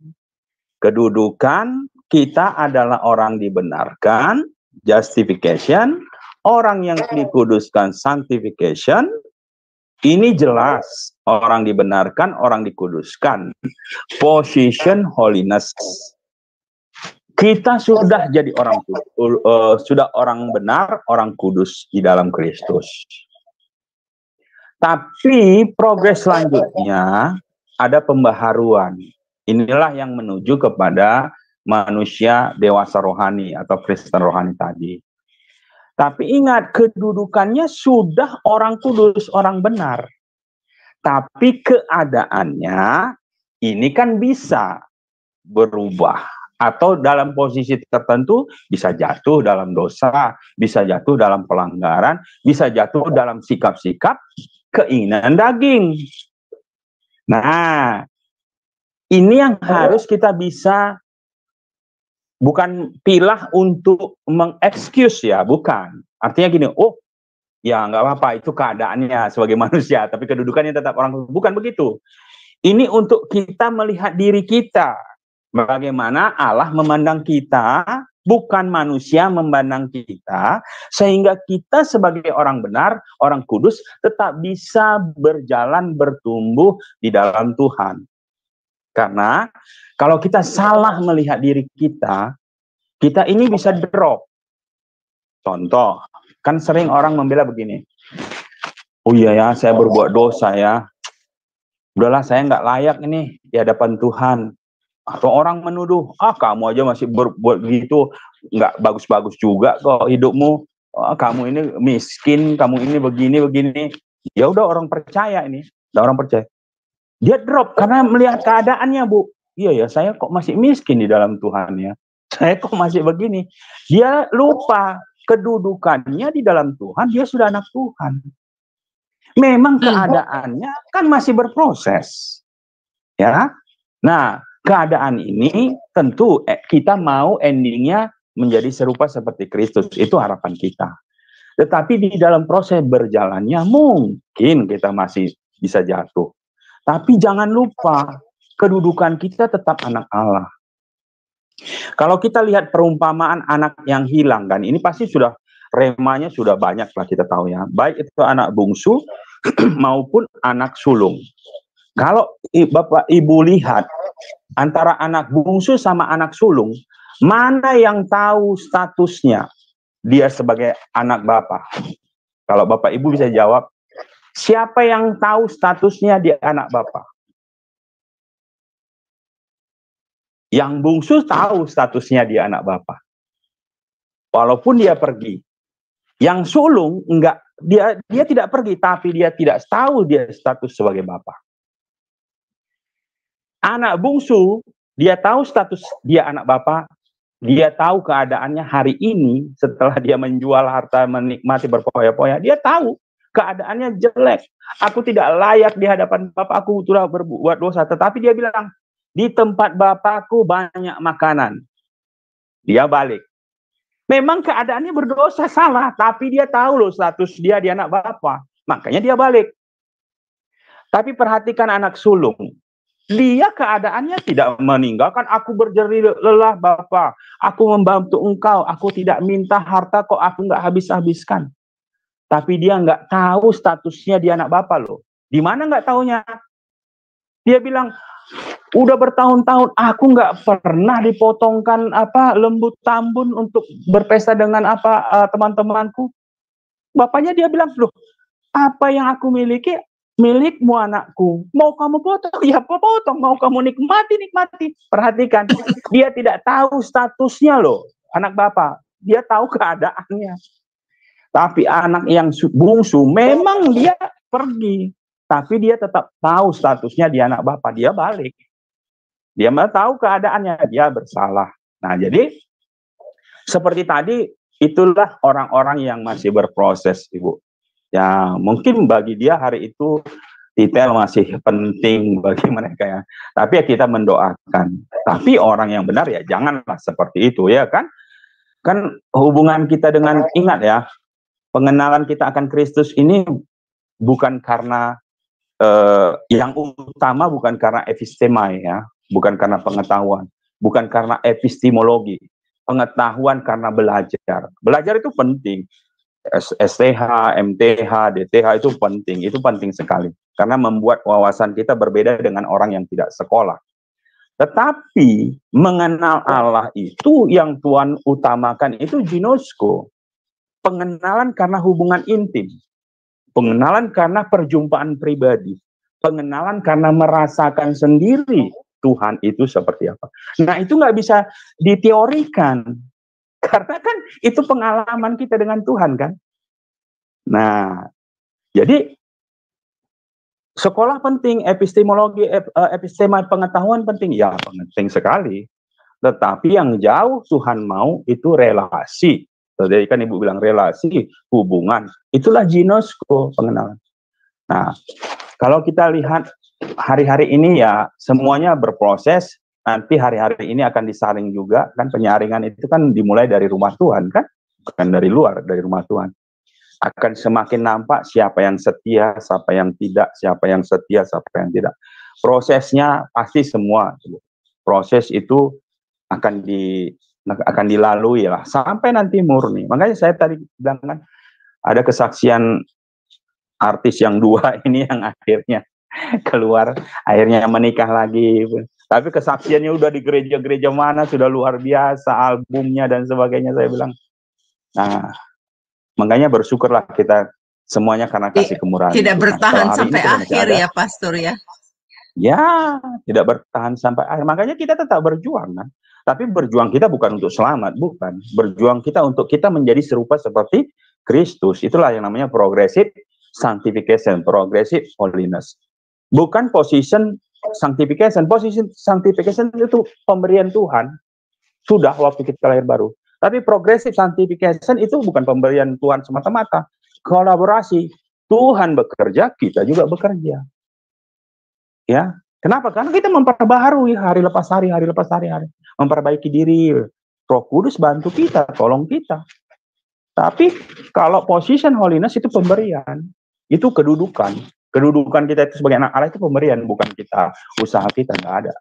Tapi kalau progressive holiness, sanctification memang kita bekerja di situ. Tapi Tuhan, Roh Kudus bantu kita. Gitu Pak, Ibu. Kalau masih kurang jelas, ada yang belum lengkap, mungkin nggak usah tanya. Ya, kita memberikan kesempatan dulu kepada Ibu. Dipersilakan Bu Tina. Salam Pastor. Ya, salam Ibu. Saya mau tanya, kita itu kan kalau di dalam Kristus artinya kita sudah kalau kita di dalam Kristus artinya kita sudah tercatat di dalam buku kehidupan. Nah, yang saya mau tanyakan begini, itu kalau ada seorang yang sudah di dalam Kristus, terus dia keluar di dalam Kristus dan dia masuk lagi ke dalam Kristus lagi. Nah, sedangkan Yesus itu kan disalib cuma satu kali kan, Pastor, gitu loh. Nah, itu yang mau saya tanyakan itu seperti itu. Terima kasih, Pastor. Ya, kalau tercatat di buku kehidupan atau tidaknya keluar masuknya itu nanti ada beberapa pandangan ya. Cuman saya tidak menjudge yang mana. Nanti Ibu belajar terus. Tapi kalau saya berpikir begini, apakah bisa dari buku kehidupan itu namanya terhilang? Ada pandangan mengatakan ada yang tidak mungkin. Sekali sudah tercatat Tuhan, ya tidak mungkin itu hilang, ya. Tapi ada yang berpandangan mengatakan bisa hilang. Nah, saya termasuk yang sampai sekarang ya, Bu, ya, saya belajar masih memandang yang bisa hilang. Kenapa? Karena Musa bilang ada di situ, Daud bilang juga ada di situ, ya, hapus namaku dan sebagainya. Masih mungkin. Ya, nah cuman kalau namanya tercatat lalu keluar tercatat lagi, saya nggak percaya itu, gitu karena tidak mungkin itu tercatat keluar lalu dicatat lagi. Nah artinya begini, kalau Tuhan ya sudah menyelamatkan seseorang, itu pasti dia serius karena nyawanya. Nah hanya saja kita mau memastikan begini, apakah kelahiran barunya itu yang dia akui sebagai kelahiran baru itu benar-benar sungguh-sungguh lahir baru atau tidak, Bu? Nah, itu yang mungkin kita harus pastikan. Karena yang tahu dia sungguh-sungguh lahir baru atau tidak, ya dia sama Tuhan. Pendeta sekalipun nggak tahu. Saya contoh, saya melayani seseorang dengan sungguh-sungguh, dengan hati yang hancur, memberitakan firman Tuhan. Saya berdoa, Tuhan berilah kasih karuniamu, turun juga kepada orang yang aku beritakan firman Tuhan ini. Ya, karena yang membuat orang lahir baru terima Yesus kan Tuhan sendiri melalui Roh Kudus kan. Nah, waktu saya tantang dia lahir baru, dia terima Tuhan Yesus, Ibu. Kita tahu yang menggerakkan hati orang untuk mengaku Yesus adalah Tuhan itu Roh Kudus. Tidak ada satu orang lain selain Roh Kudus. Nah, kan saya tidak tahu apakah dia sungguh-sungguh atau tidak sungguh-sungguh, Bu. Waktu dia mengaku Yesus sebagai Tuhan dan Juru Selamat satu-satunya dalam hidupnya, aku bertobat dan sebagainya. Waktu dia berkata saya begitu, waktu saya tuntun dia ikut. Saya nggak tahu apakah dia benar sungguh-sungguh atau tidak. Saya mungkin ya meyakini dia sungguh-sungguh kan begitu, karena niat saya tulus sungguh-sungguh. Tapi benar atau tidak dia sungguh-sungguh pada saat itu hanya dia dan Tuhan. Nah, waktu saya bilang, oh, dia sudah lahir baru kok, sudah layani, dia sudah berdoa terima Tuhan Yesus, gitu kan? Ya kan? Lalu perjalanan hidup dengan penderitaan dan sebagainya, suatu saat dia murtad, Bu. Kalau feeling kita kan, waktu pertama dia lahir baru sudah dicatat namanya dalam kehidupan kan? Kalau seandainya dia murtad, berarti keluar lagi. Suatu saat dilayani lagi sama pendeta lain, bertobat pula dia, Bu. Terima Tuhan Yesus. Apakah dia dicatat lagi? Saya tidak percaya itu dicatat, keluar dicatat. Tinggal hanya meyakinkan Di mana sebenarnya kasih karunia Tuhan itu turun? Apakah pada saat saya melayani atau orang lain yang melayani? Saya tidak tahu. Tapi saya percaya kalau nama orang sudah tercatat dalam kehidupan buku kehidupan, Tuhan pasti akan pelihara dia. Jadi namanya kecil kemungkinan lah keluar dalam kitab kehidupan. Ya, tapi apakah bisa? Bisa, Bu, karena banyak juga ayat yang mengatakan itu. Kalau enggak, Musa tidak mungkin mengatakan kepada Tuhan, hapus saja namaku dalam kitab kehidupan. Masakan engkau hapus umat Israel yang telah engkau bawa dari Mesir keluar, sehingga Firaun dan rakyatnya akan berkata bahwa itulah Tuhannya membawa mereka untuk dimusnahkan. Itu Musa bilang kan. Nah, artinya apa? Bahkan Paulus sendiri ada dalam ayat tertentu mengatakan ya, yang murtad, yang tidak akan bersama dengan Tuhan gitu loh. Ya, cuman kalau yang keluar masuk, saya tidak pernah ada ayatnya yang keluar masuk dalam kitab kehidupan gitu. Jadi mungkin dia dicatat dalam kitab kehidupan dan bisa, kalau saya meyakini dia bisa hilang, tetapi kecil kemungkinan kalau orang yang sungguh-sungguh di dalam Tuhan. Tuhan bantu, kan ada Roh Kudus yang membantu kita, menyanggupkan kita gitu. Hanya saja kita tidak tahu apakah kapan dia sebenarnya lahir barunya yang sungguh-sungguh itu. Jadi kata murtad itu pun agak susah kita sampaikan. Apakah dia murtad atau memang sebenarnya dia belum terima Tuhan Yesus gitu loh, sungguh-sungguh kan? Kalau dia belum terima Tuhan Yesus sungguh-sungguh kan nggak bisa kita katakan murtad kan? Kan gitu. Orang murtad itu kan begini, terima Yesus itu kan berbalik. Bertobat tuh 180 derajat berpindah ke sini. Murtad itu berbalik ke sana gitu loh. Apakah kita bisa katakan berbalik ke sana kalau dia selama ini juga memang masih menghadap ke sana? Kan gitu, nggak murtad kan? Nah, jadi kita belum tahu apakah selama ini dia memang sudah sungguh-sungguh lahir baru. Nah, jadi itulah kenapa di dalam pelayanan pun kita nggak boleh menyombongkan diri, apalagi sekarang gitu kan. Menganggap orang itu, wah begini jelek, begini-begini. Kenapa? Karena semuanya karena kasih karunia kok, Bu. Ya, kasih karunia. Kalau kita hari ini ada mengucap syukur karena Tuhan masih berkenan sama kita dengan segala plus minus kita. Tapi kalau ada orang yang hari ini mungkin jelek, ya kita doakan supaya dia juga terus mendapatkan kasih karunia itu dan berubah. Kenapa? Karena kalau kita lihat sedih banyak karena orang yang kita anggap sekarang murtad itu sebenarnya apa sih kok yang membuat mereka murtad gitu. Kan semuanya sebenarnya Tuhan semua pengen selamat sebenarnya, kan gitu kan. Tapi kok ada yang seperti itu. Ya makanya mengucap syukurlah kalau kita hari ini masih ada di sini dan terus di dalam Tuhan. Gitu Ibu Tina. Maksudnya gini gitu loh Pak. Tuhan itu kan disalibkan sekali gitu. Artinya kita itu kan ditebus dosa-dosa kita itu kan hanya sekali untuk selamanya kan seperti itu. Nah, yang sebenarnya yang saya tanyakan, mereka kan sudah tahu, padahal mereka itu kan mengetahui bahwa Yesus itu kan disalib sekali untuk selamanya. Kenapa mereka itu jadi murtad? Nah, kalau pikiran saya murtad itu kan di luar dari Kristus, tetapi kalau orang yang bertobat itu orang yang masuk di dalam Kristus. Itu kalau saya, pemahaman saya begitu gitu loh Pak.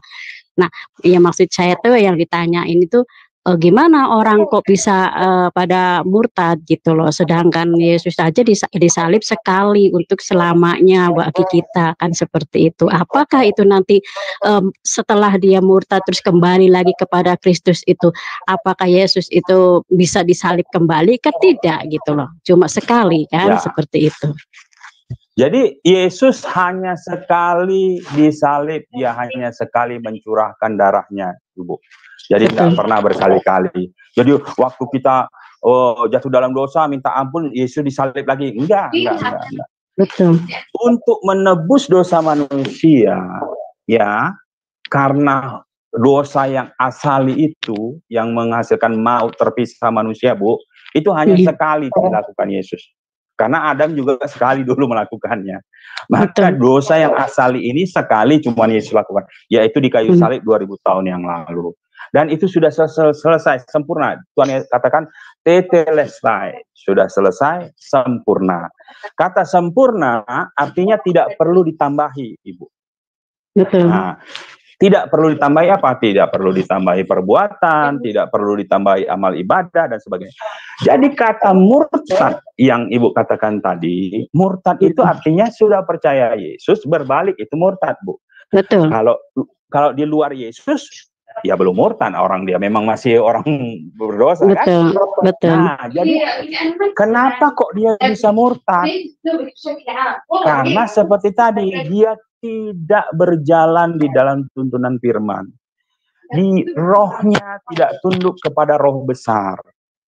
Sehingga dagingnya lebih kuat, rohnya, roh kecil, itu tunduk. Jadi roh kecil itu dikuasai oleh daging. Keinginan daging kan, Ibu tadi udah baca Galatia. Semuanya keinginan daging bertentangan dengan keinginan roh besar. Ya. Nah, keinginan roh atau buah roh tadi udah ada, Galatia 5, 22, 23. Ini bertentangan, manusia daging dengan manusia roh bertentangan. Jadi kenapa orang yang tadinya dipimpin roh besar, rohnya sudah hidup, bisa murtad? Karena ini, Bu, bertentangan tadi kan. Jadi sekarang ikut apa? Keinginan daging diikuti sama keinginan rohnya. Maka roh besar yang nggak ikut lah, karena roh besar kan nggak bisa ikut yang daging kan. Nah, jadi akhirnya apa? Orang murtad.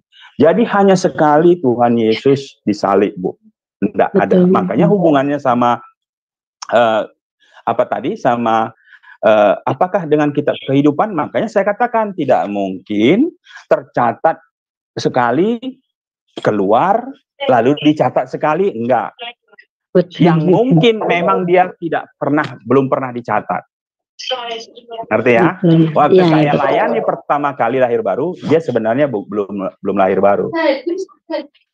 Ya, jadi waktu kita anggap murtad, sebenarnya dia belum murtad, orang belum percaya. Waktu dilayani oleh pendeta, kemudian ternyata disitulah dia sungguh-sungguh lahir baru. Nah, pada saat itulah dia dicatat. Apakah pernah dia murtad? Ya belum.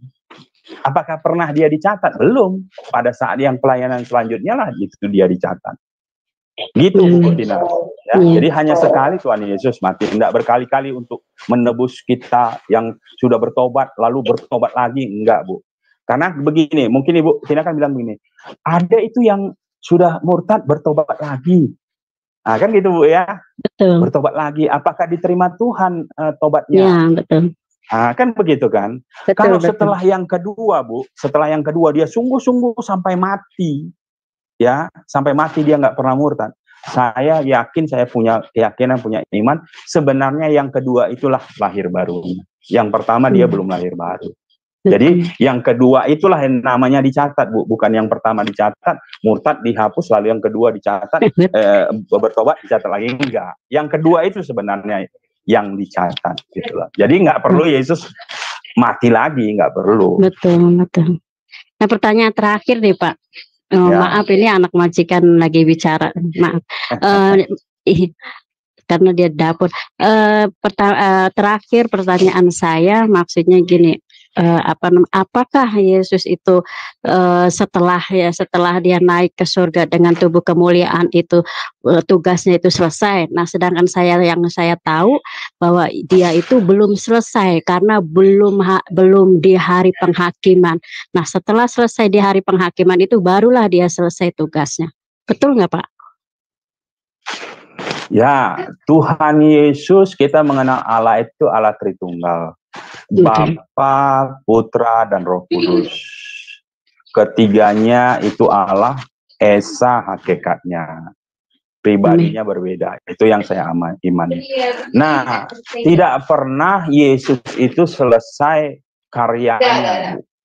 Sampai sekarang dia tetap berkarya. Hanya karya untuk penebusan itu memang sudah selesai. Tapi karya untuk yang seterusnya ya sampai sekarang pun dia masih berkarya. Tetapi hari ini melalui siapa dia berkarya? Melalui Roh Kudus. Nah, karena aku akan meminta kepada Bapa mengutus yang lain, yaitu Roh Kudus, Roh kebenaran. Ngerti Ibu ya? Nah, jadi yang hari ini bekerja, yang teraplikasi, yang kita rasakan itu Roh Kudus. Tapi apakah Yesus Kristus bekerja? Ya bekerja, karena kan mereka satu hakikatnya.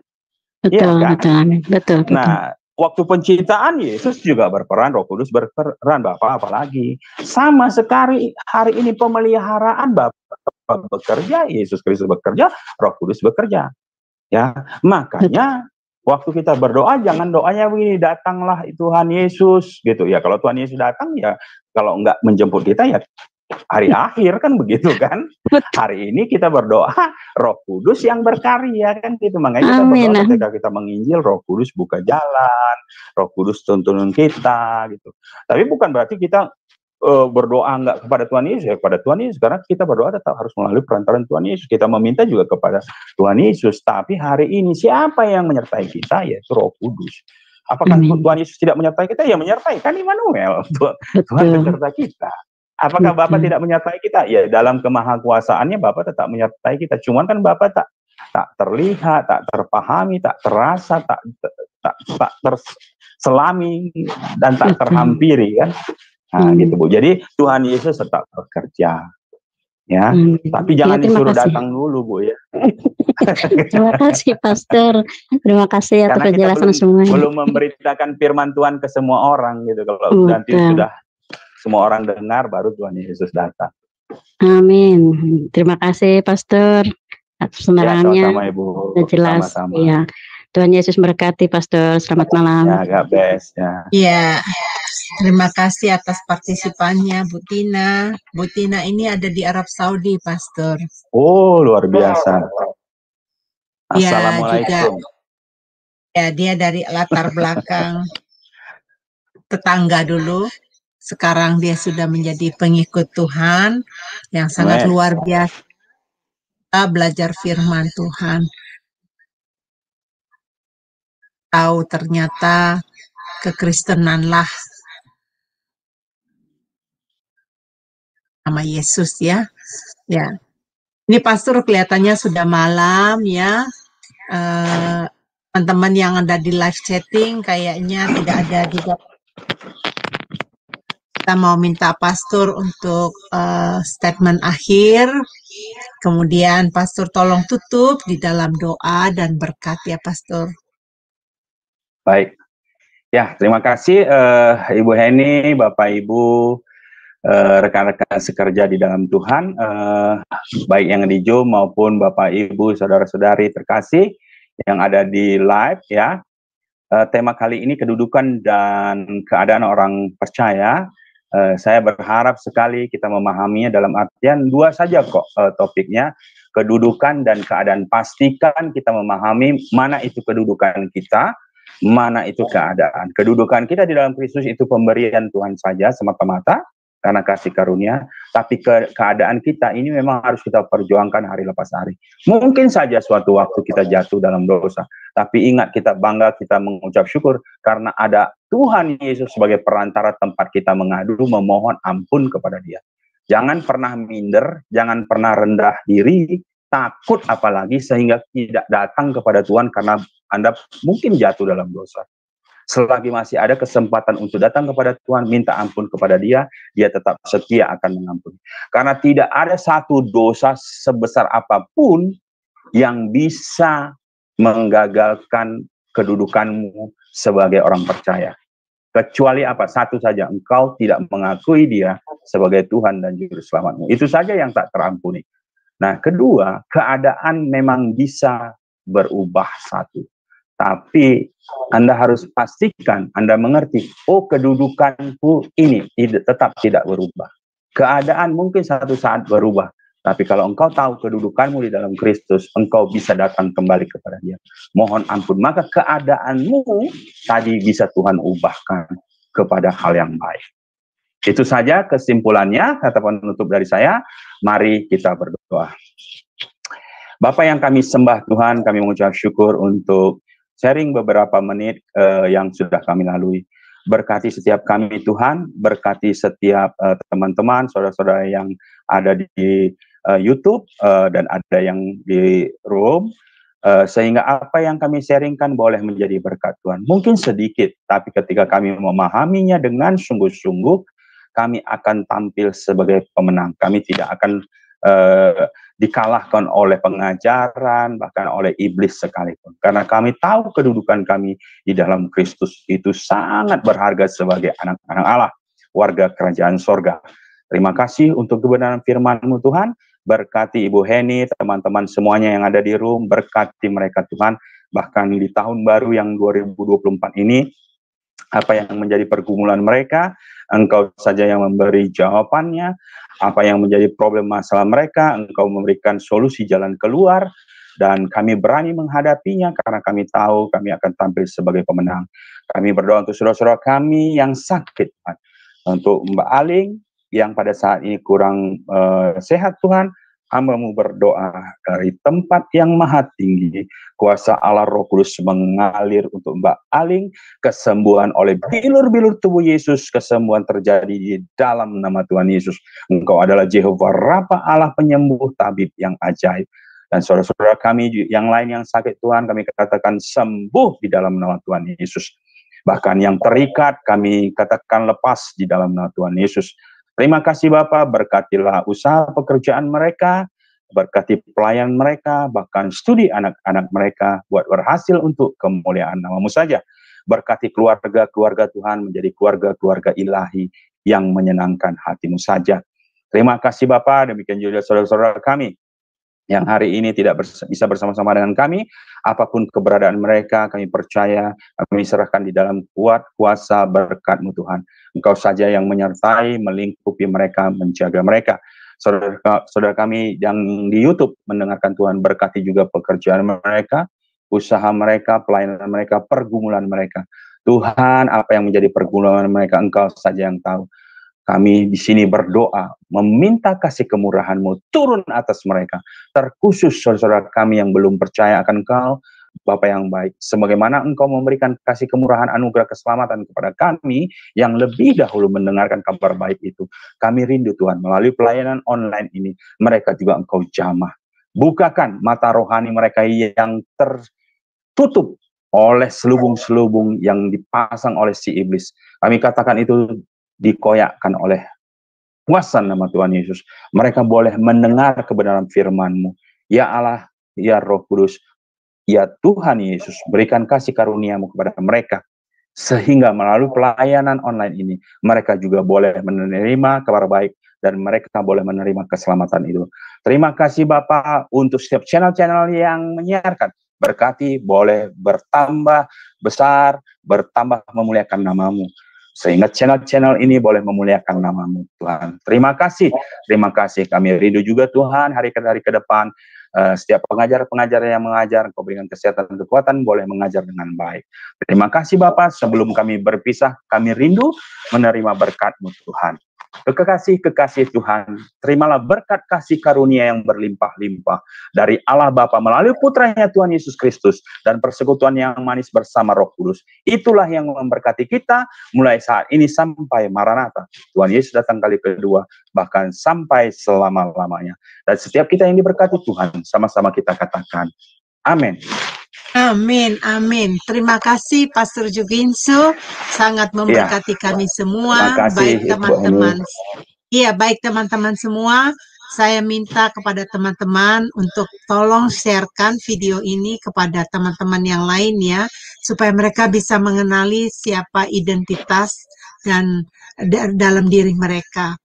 Apa kedudukan dan status kita, keadaan kita menjadi orang percaya. Bapak Ibu, besok kita akan belajar lagi bersama-sama dengan Pendeta Suryani. Harap kehadirannya bersama-sama kami ya. Tuhan Yesus memberkati. God bless everyone.